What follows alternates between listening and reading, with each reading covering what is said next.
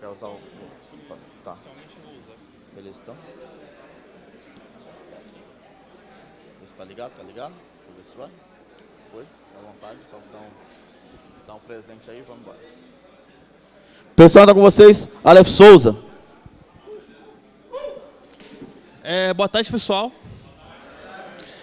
Então, eu estou falando um pouquinho para vocês sobre como implementar GraphQL com PHP. Quem aqui já trabalha com GraphQL? Você também? E GraphQL com PHP? 2 pessoas? Então, iniciando aqui a palestra, quem sou eu, né? Meu nome é Aleph Souza, eu sou desenvolvedor full stack aqui no eMasters e E-Commerce Brasil. Eu trabalho aqui nesse prédio mesmo. Eu sou programador PHP desde os 17 anos. Esse ano eu estou fazendo 5 anos de Dev PHP e 9 de desenvolvedor front-end. Eu também sou instrutor de desenvolvimento de software, onde dei alguns cursos de Angular e workshops de Vue, React e Laravel. Sou formado em análise e desenvolvimento de sistemas e Microsoft Specialist em tecnologias web. Também sou instrutor por essa consultoria que eu tenho, que é a S.Dev, e você pode me achar em qualquer rede social como @AlephSouza. A gente vai falar um pouco sobre o que é o GraphQL, os conceitos básicos, vai ter uma pequena demo com PHP puro, um exemplo de implementação no Laravel e implementação no front-end.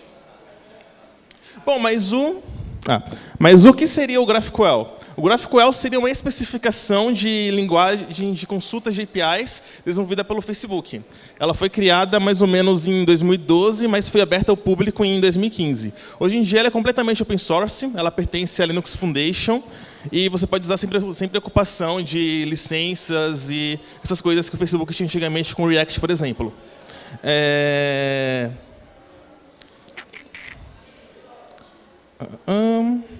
Bom, uma coisa muito legal do GraphQL é que ele é baseado em apenas um endpoint. Ou seja, você não precisa se preocupar com, por exemplo, criar vários endpoints para a sua API, como é no RESTful, e também criar versionamento e essas coisas do tipo.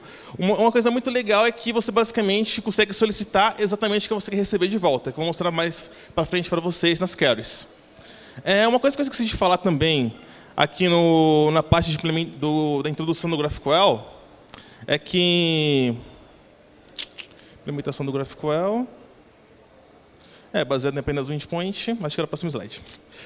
Ele também é fortemente tipada. Uma coisa muito legal é que você declara tudo que você quer enviar e receber. Ou seja, se você enviar, você pode definir que o tipo de dados é um int, um booleano, e se por acaso você tornar algo fora do padrão, vai aparecer um erro na tela e já vai impedir a requisição. Isso aí é muito bom, porque se você enviar algo fora do padrão, significa que alguém está tentando meio que invadir sua aplicação. Ele te assegura disso e já faz todas as validações automaticamente. Opa! Parou de funcionar? Parou. Bom, vamos lá. Bom, uma coisa muito legal também é que, como você declara tudo que você utiliza nele, ele consegue criar uma documentação para você meio que automaticamente. Coisa que eu vou mostrar para vocês aqui daqui a pouco também. Os conceitos básicos do GraphQL são os tipos, que é basicamente como toda a estrutura dos seus dados, seus objetos e tudo mais, que eu vou mostrar daqui a pouco. As queries, que você geralmente usa para fazer consultas e... seria basicamente a mesma coisa que um get, e as mutations que você utiliza para basicamente mudar seus dados, né? No GraphQL, ele não tem aquele conceito de usar verbos HTTP e endpoints e tudo mais. Basicamente, você vai enviar um post com o nome da sua mutation, e no seu back-end ele vai saber identificar o que você está querendo fazer. Os tipos você declara dessa forma. Como eu falei, eles permitem você especificar seus objetos de entrada e saída, impedindo a requisição caso ocorra algo fora do padrão. Aqui, por exemplo, eu estou criando um tipo usuário, que ele obrigatoriamente vai ter que ter um ID, que é do tipo inteiro, um nome, que é uma string, e uma idade, que seria um inteiro também. As queries, basicamente, é como eu vou fazer a minha consulta no meu endpoint único. Por exemplo, uma query getUsers, eu digo que eu quero, basicamente, pegar todos os meus usuários, eu quero somente o ID, o name e a idade deles. Por exemplo, se eu colocasse só ID e name, o campo idade seria ignorado. Isso aqui é muito bom caso você precise trafegar dados rapidamente e não possa caso a velocidade de conexão seja algo crítico, por exemplo. Você vai enviar somente o necessário. As mutations é como eu adiciono os dados, ou deletar, ou fazer update e tudo mais. Como eu falei, ele vai meio que substituir os verbos HTTP. Ali, por exemplo, eu criei uma mutation chamada edgeUser, que vai receber as variáveis, né? Que seria uma variável name, que é um string, e um age, que é um int. Aí, no próprio framework GraphQL que você estiver utilizando, você vai ter a opção de enviar variáveis também. Por exemplo, se eu executar agora essa mutation e dizer que name, Eliana, age 22, quando eu executar novamente aquela minha query anterior de usuários, vai vir com o meu usuário novo adicionado aqui. Isso tudo eu vou mostrar mais para vocês na prática mais para frente. Bom, onde funciona? Basicamente, o GraphQL, como eu falei anteriormente, uma coisa que eu tinha esquecido de falar, é que ele não é nem uma linguagem, nem um framework, nem uma biblioteca, nem um banco de dados. Ele é uma especificação, que nem é a mesma coisa que o REST. Geralmente, você vai utilizar, ou você vai implementar o REST do zero, ou você vai usar uma biblioteca, um framework, ou algo do tipo. O GraphQL seria mais ou menos a mesma coisa. Você pode usar ele tanto em PHP, quanto em .NET, Spring, Django e tudo mais. E uma coisa é que, se você seguir a risca a especificação, caso você precise mudar seu back-end, por exemplo, ele não vai quebrar sua aplicação. Caso você siga fortemente todas as especificações do GraphQL.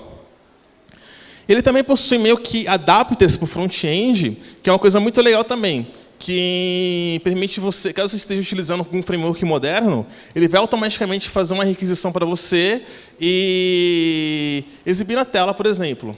Ele já vai ser adaptado e tudo mais. Vou mostrar para vocês daqui a pouco também o Apollo, que ele geralmente funciona no Angular, React, Vue, que você consegue integrar os frameworks principais e enviar dados por meio de componentes. Bom, quem utiliza? Os principais use cases assim, do GraphQL são o Facebook, caso que foi criado pelo Facebook, e o Twitter. Só que eles usam mais internamente, eles não têm nada de acesso público para vocês. Só que o GitHub e o Shopify, eles possuem meio que uma API pública que vocês conseguem consultar em GraphQL mesmo. E como eu falei, você consegue aproveitar todas as coisas como documentação automática, autocomplete e tudo mais. E aqui no eMasters e-Commerce Brasil, eu coordeno alguns projetos com GraphQL também, tanto em React com Node, Laravel com Vue.js. E como é que eu inicializo um projeto em GraphQL? Basicamente, no PHP, é só você rodar um composer install, webonix/GraphQL-PHP, que é meio que a biblioteca mais famosa que implementa o GraphQL e tudo mais. Geralmente, aqueles pacotes para o Symfony e para o Laravel usam essa biblioteca aqui por debaixo dos panos para poder trabalhar com fazer o parse, GraphQL e tudo mais. Já vou mostrar para vocês, na prática, como é que se implementa. Aí você pode vir aqui um pouquinho.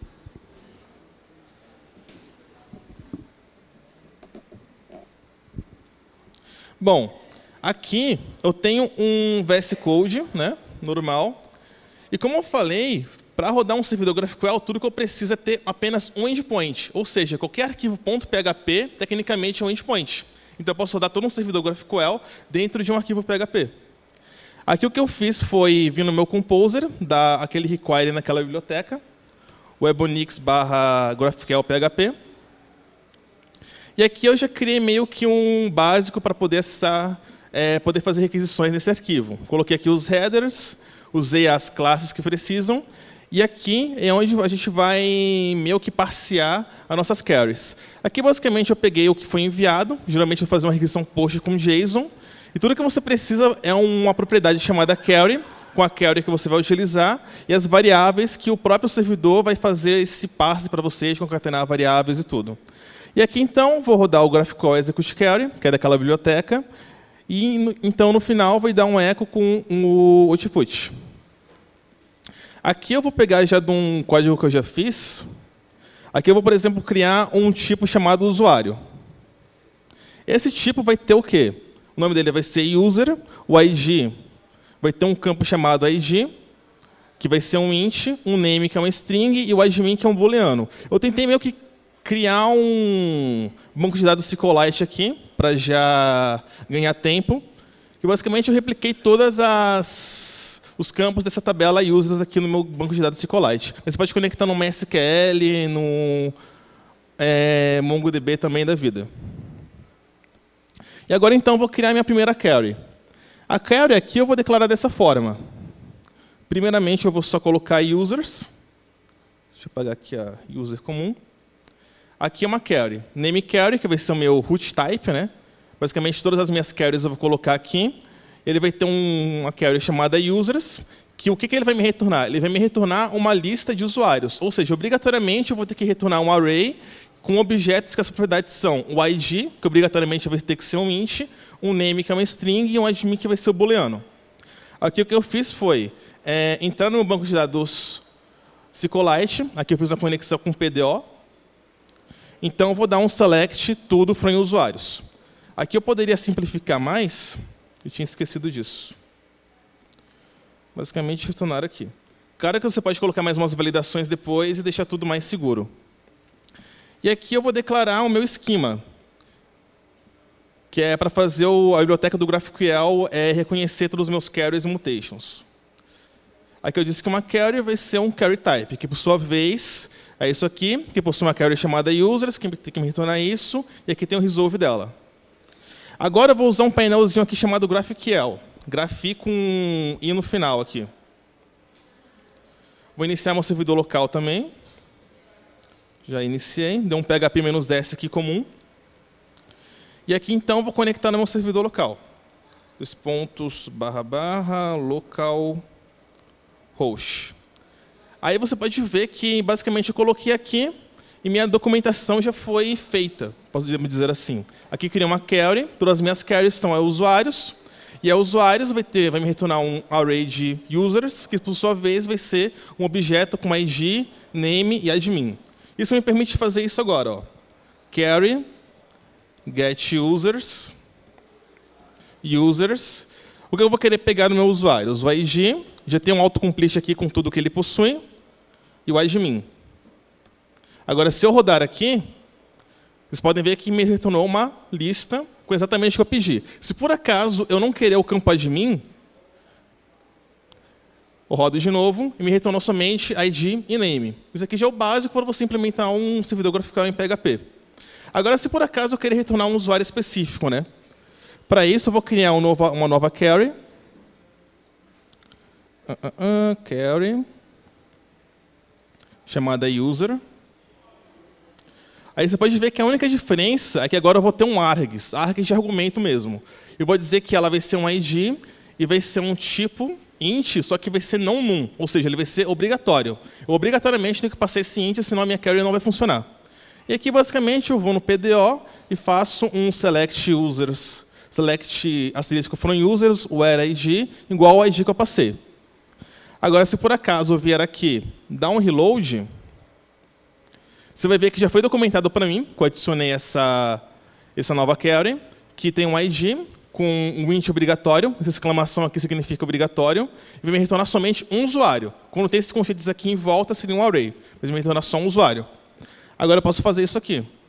Get user, dá um nome diferente, e dizer que eu vou criar o ID 2. Assim que eu rodar, deve me retornar somente o Pokémon. Rodei aqui, me retornou só Pokémon. Posso colocar o admin aqui, se eu querer retornar se ele for admin ou não, e assim você retorna somente o necessário. Agora também tem a parte das mutations, né? Que é, por acaso, se eu quiser adicionar um novo usuário. Para isso, eu vou copiar um mutation type aqui. Mutation type. E aqui, então, eu coloco mutation type. No caso das mutations, é basicamente a mesma coisa das queries.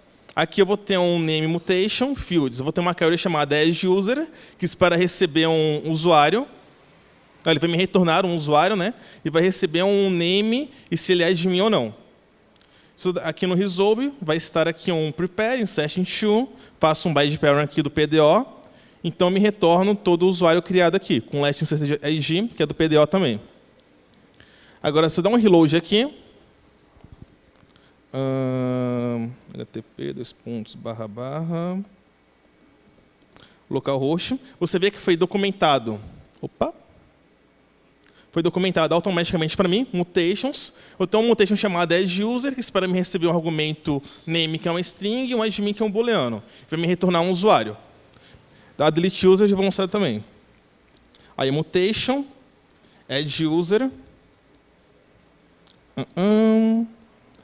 Eu digo que ele vai me receber uma variável name, que por sua vez é uma string, e uma age, que por sua vez é um int.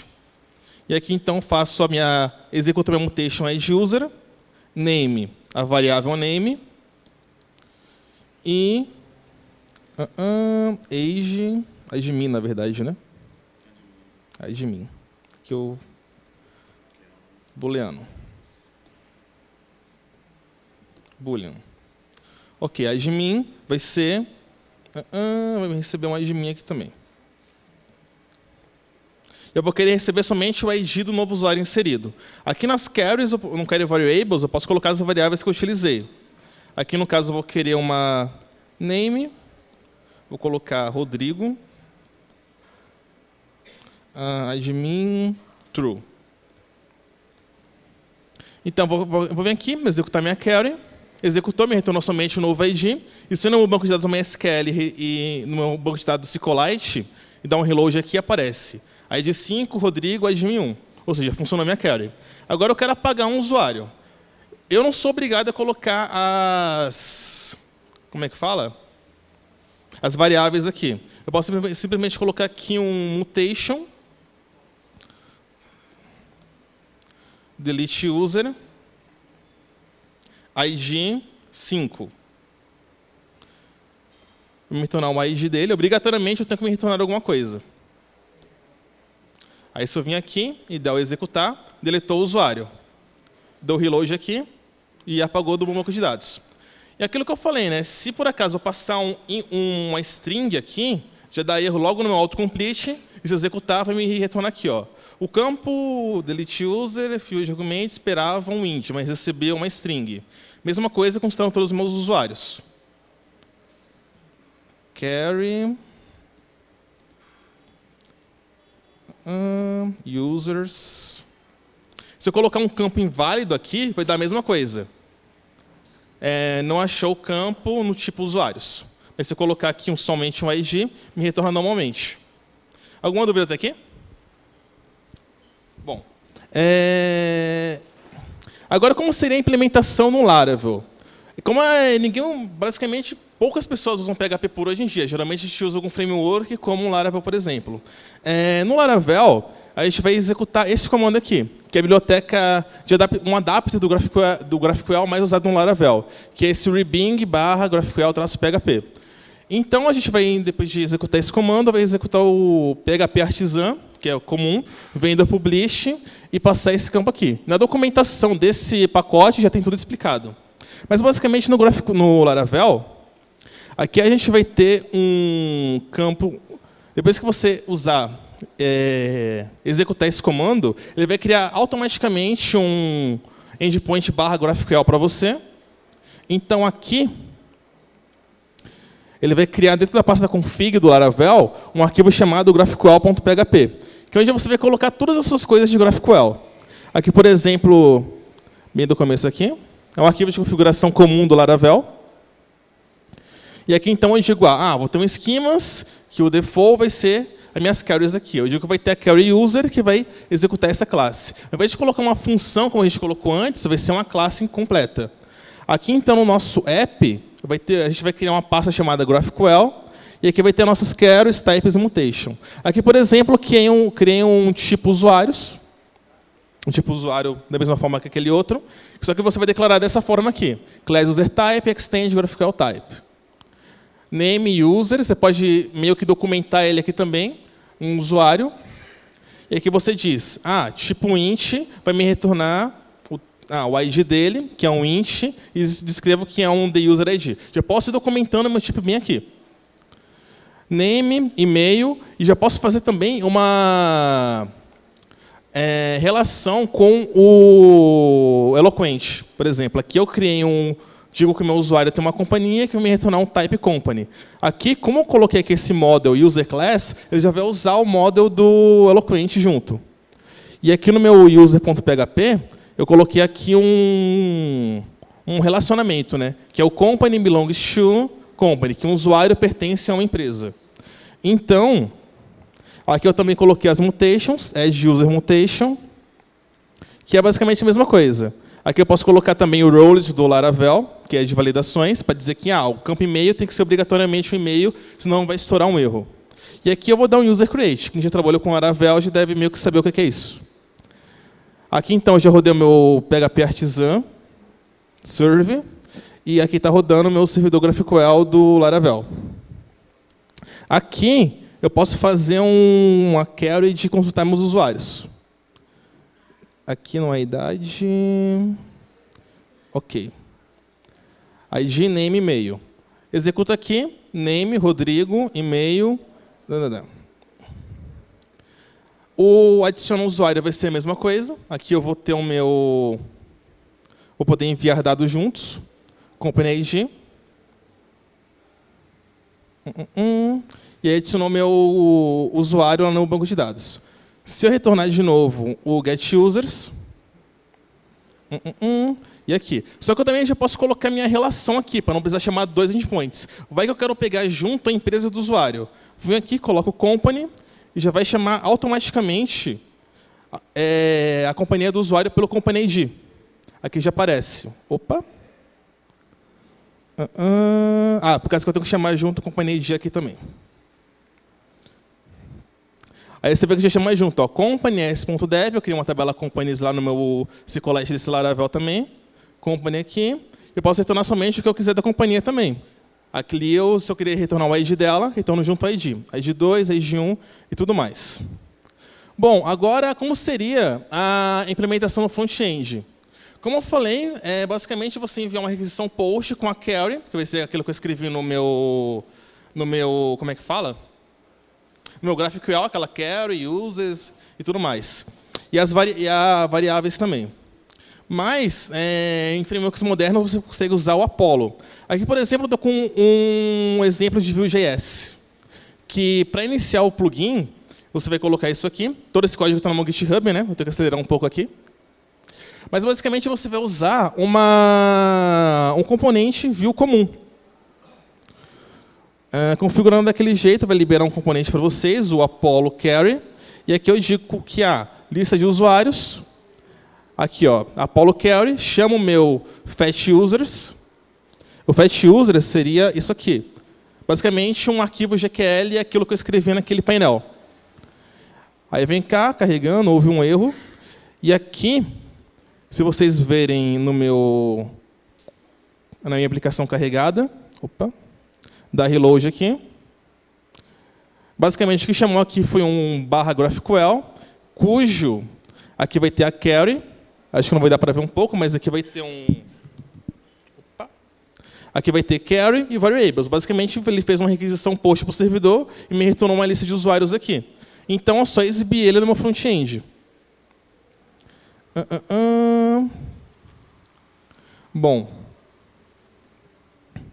Mesma coisa, se você quiser um usuário específico, vai ter aqui para você colocar as variáveis, só você enviar a variável junto com sua query, aqui no componente Apollo Query. E o mutation, mesma coisa. Você vai chamar uma mutation e vai poder usar aquele two-way databind do Vue.js, que a gente já trabalhou com Vue.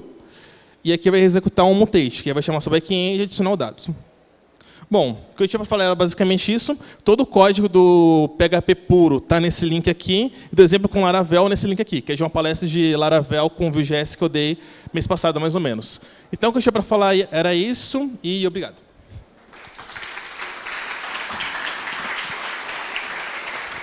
Pessoal, tem tempo para uma pergunta? Alguém tem uma pergunta? Aqui. Opa, boa tarde.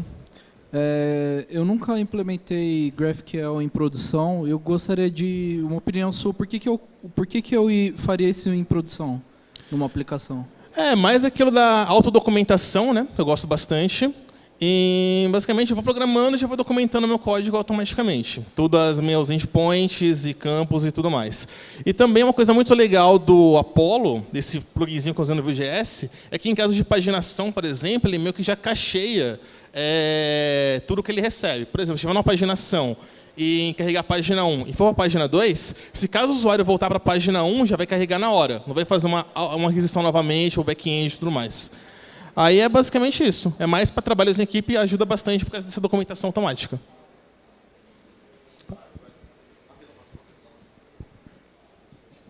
Cara, parabéns aí pela palestra. Eu gosto muito do Vue, uso bastante o Laravel também. Queria saber contigo o seguinte.